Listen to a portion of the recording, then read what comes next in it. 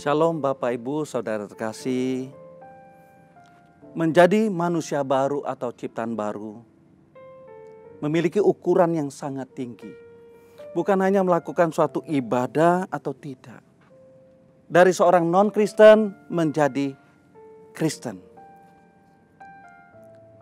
Dari orang yang tidak mengenal Tuhan sekarang mengenal Tuhan. Tetapi orang yang menjadi manusia baru di dalam Tuhan adalah sesuatu yang sangat-sangat berbeda. Orang yang benar-benar hidup baru di dalam Tuhan akan menunjukkan kualitasnya saat menghadapi berbagai masalah dan tantangan hidup apa yang dialami oleh mereka. Mereka tidak terpengaruh atas sikon yang ada, walau hal ini memang sangat-sangat berat. Tidak mudah untuk menghadapinya. Tetapi mereka tidak kehilangan pengharapan di dalam Tuhan. Apa yang ditulis dalam surat Efesus 4 ayat yang ke-17 sampai yang ke-19. Kita baca Bapak Ibu. Surat Efesus 4 ayat yang ke-17 berbunyi, "Sebab itu kukatakan dan kutegaskan ini kepadamu di dalam Tuhan. Jangan lagi hidup sama seperti orang yang tidak mengenal Allah, dengan pikirannya yang sia-sia dan pengertian yang gelap. Jauh dari hidup persekutuan dengan Allah karena kebodohan yang ada di dalam mereka dan karena kedegilan hati mereka." Ayat yang ke-19. "Perasaan mereka telah tumpul sehingga mereka menyerahkan diri kepada hawa nafsu dan mengerjakan dengan serakah segala macam kecemaran." Bapak Ibu Saudara kasih, manusia lama kita adalah orang yang tidak mengenal Allah secara pribadi, tidak mengalami Tuhan secara pribadi. Manusia lama kita adalah orang yang tidak percaya kepada Tuhan secara benar, walaupun mereka menggulirkan hidupnya sesuai peribadatan, datang ke gereja. Tetapi hidup mereka tidak di dalam kebenaran firman Tuhan. Orang yang masih berkeadaan manusia lama masih bisa melakukan aktivitas gerejawi. Mereka masih melakukan kegiatan ibadah. Bahkan mungkin sebagai pemberita kebenaran firman Tuhan. Tetapi seyogyanya mereka itu jauh daripada Tuhan.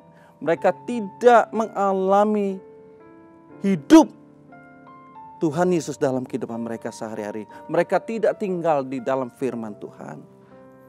Sebagai orang percaya kita harus rela menanggalkan segala pola pikir kita yang salah, gaya hidup kita yang salah, yang berbasis pada dunia ini. Sebagai orang pilihan Tuhan hendaknya kita melangkah dengan pasti untuk mensinkronkan status kita sebagai orang percaya, sebagai anak Allah, dengan perilaku kita sehari-hari. Untuk menjadi ciptaan baru atau manusia baru, mau tidak mau kita harus belajar mengenal Kristus lebih sungguh-sungguh. Mengalami Dia di dalam kehidupan kita. Untuk mengenakan manusia baru, syaratnya kita harus melepaskan manusia lama kita, Bapak Ibu Saudara terkasih. Menjadi manusia baru yang dirubah adalah roh dan pikiran kita. Efesus 4 ayat yang ke-23. Supaya kamu dibaharui di dalam roh dan pikiranmu. King James Version menulis, dan diperbaharui di dalam Roh Kudus pikiranmu. Dan diperbaharui di dalam Roh Kudus pikiranmu. Pikiran ini sama dengan apa yang ditulis Roma 12 ayat kedua. Tetapi berubahlah oleh pembaruan budimu. Bapak Ibu Saudara kasih, mengenai pikiran ini apa yang ditulis oleh Matius 16 ayat 23. Maka Yesus berpaling dan berkata kepada Petrus, "Enyalah iblis, engkau suatu batu sandungan bagiku, sebab engkau bukan memikirkan apa yang dipikirkan Allah, melainkan apa yang dipikirkan manusia." Pola pikir kita pasti salah kalau kita diisi sesuatu yang salah, Bapak Ibu Saudara kasih. Jadi Bapak Ibu Saudara kasih, manusia baru kita, untuk menjadi manusia baru itu adalah perubahan pola pikir, perubahan mindset yang dikerjakan oleh Roh Kudus, sehingga kita mampu mengerti apa yang dikehendaki oleh Tuhan.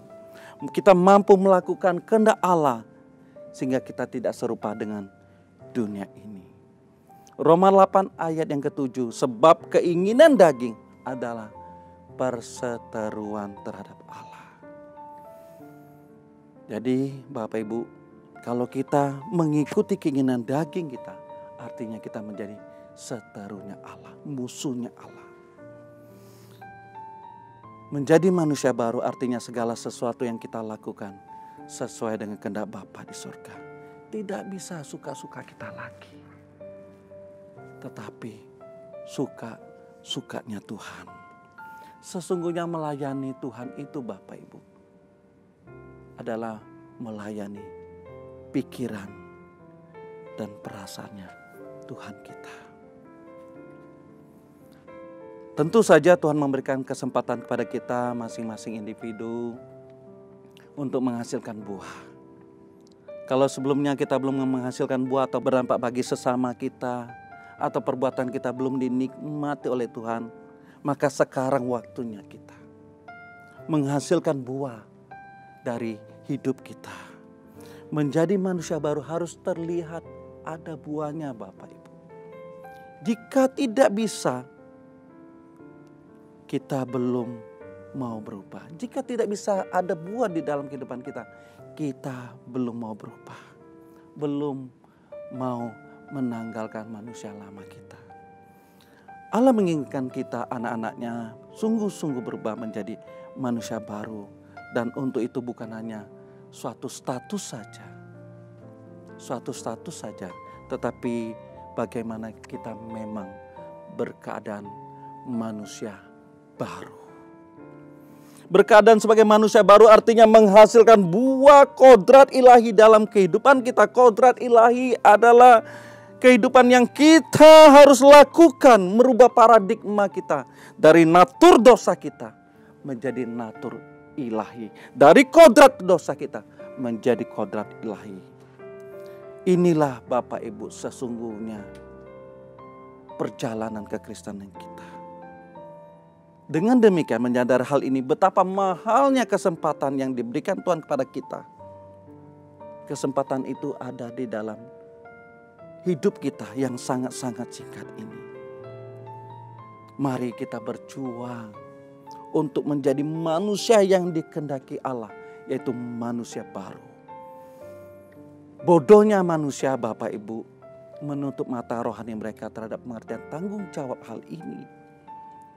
Karena mereka tidak mengerti tanggung jawab ini, maka hidup mereka hanya diingini oleh keinginan-keinginan daging, kepentingan-kepentingan pribadi untuk menikmati hidup ini sebebas-bebasnya, sesuka-sukanya. Sungguh sayang sekali Bapak Ibu jika hal ini masih kita lakukan. Manusia lama kita manusia berkodrat dosa, sehingga Bapak Ibu untuk bertemu dengan Tuhan Yesus tidak bisa kita masih mengenakan manusia lama kita. Untuk bertemu dengan Tuhan Yesus, kita harus mengenakan manusia baru kita yang berkodrat ilahi.